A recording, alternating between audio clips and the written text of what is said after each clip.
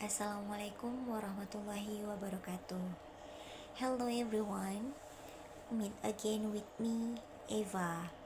Today in discussion 2, I would like to introduce someone who plays the biggest role in my life. Yes, she is my mother.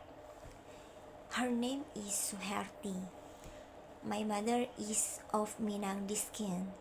She was born on June 12, 1978 in Padang City, West Sumatra. She is now 48 years old.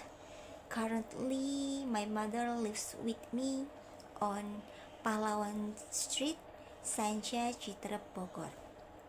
She is a housewife with 3 children, 2 girls and 1 boy. And she has 3 grandchildren now. She has a hobby is cooking. Yes, my mom is very good cooking, especially Minang food typical.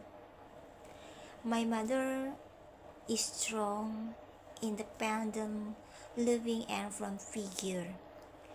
Even though my mother didn't have a higher education, she wants all her children to have the best educations.